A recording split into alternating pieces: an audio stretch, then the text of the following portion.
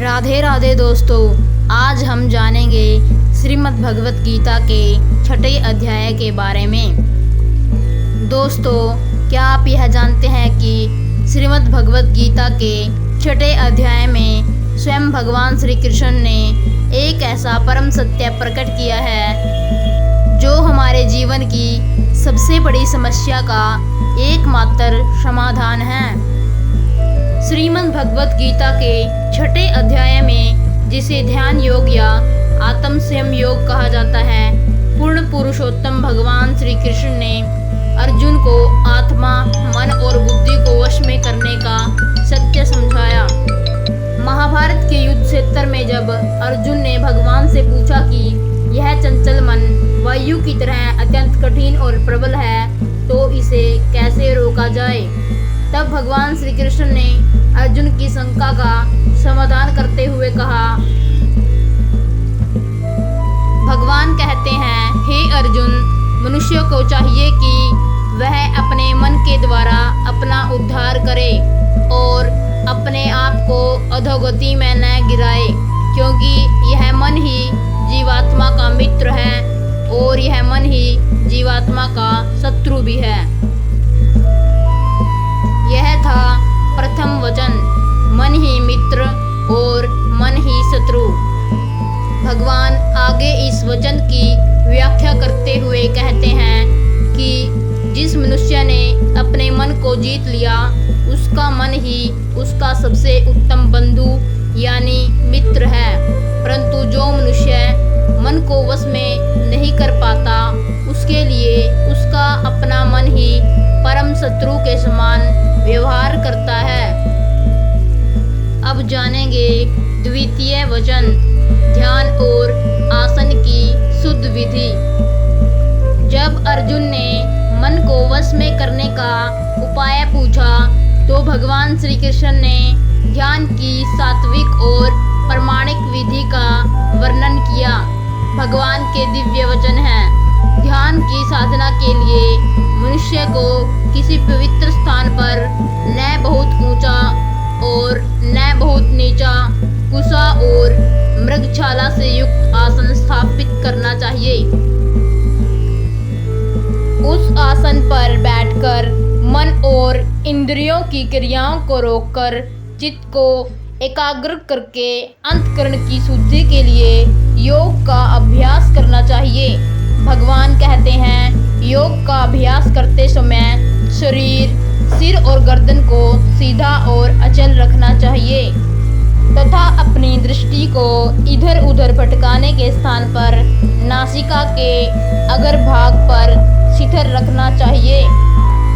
अब जानेंगे तीसरा रहस्य, संतुलन का महामंत्र। कई लोगों को लगता है कि ध्यान लगाने या भगवान को पाने के लिए भूखा मरना पड़ेगा या सोना छोड़ना पड़ेगा, लेकिन श्री कृष्ण भगवान यहाँ तीसरा सबसे व्यवहारिक रहस्य बताते हैं, जो आज के युवाओं के लिए बहुत जरूरी है। भगवान श्री कृष्ण कहते हैं कि हे अर्जुन, यह योग उस इंसान को कभी नहीं मिल सकता जो बहुत ज़्यादा खाना खाता है, और न ही उसे मिल सकता है जो बिल्कुल भूखा रहता है। यह योग उसे भी नहीं मिल सकता जो 24 घंटे सोता रहता है, और न ही उसे मिल सकता है जो अपनी नींद पूरी नहीं करता है। भगवान के शब्दों को गहराई से समझिए। श्री कृष्ण कहते हैं कि जो मनुष्य अपने खाने पीने, सोने जागने और अपने काम करने के तरीकों में संतुलन रखता है, उसी के जीवन के सारे दुख और तनाव खत्म होते हैं। यानी जीवन में किसी भी चीज की अति नहीं होनी चाहिए। जीवन में संतुलन का होना बहुत ही आवश्यक है। अब जानेंगे चौथे वचन के बारे में, स्थिर मन की उपमा। इसका अर्थ है कि जब मनुष्य का मन पूर्णतः वश में हो जाता है, तो उसकी स्थिति कैसी होती है। इसे समझाने के लिए भगवान ने गीता का सबसे सुंदर उदाहरण दिया है।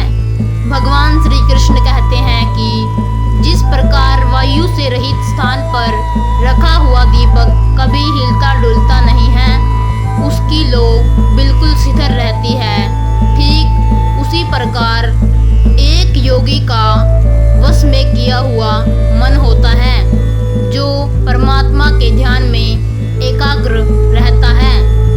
जब अर्जुन ने पुनः शंका की और कहा कि मन तो अत्यंत बलवान है, तब भगवान ने अंतिम अचूक उपाय बताते हुए कहा कि हे कुंती पुत्र, इसमें कोई संशय नहीं है कि मन अत्यंत चंचल और कठिनता से वश में होने वाला है, परंतु इसे अभ्यास और वैराग्य द्वारा अवश्य ही वश में किया जा सकता है। श्रीमद् भगवत गीता का यह छठा अध्याय हमें संदेश देता है कि संसार को जीतने से पूर्व हमें स्वयं के मन को जीतना आवश्यक है। जो व्यक्ति अभ्यास और सात्विक जीवन से अपने मन को वश में कर लेता है, वह साक्षात परम शांति को प्राप्त होता है। तो दोस्तों, यह था श्रीमद् भगवत गीता का छठा अध्याय। ऐसे ही श्रीमद् भगवत गीता के ज्ञान और उपदेशों को जानने के लिए हमारे चैनल पर बने रहे। जय श्री कृष्णा, राधे राधे।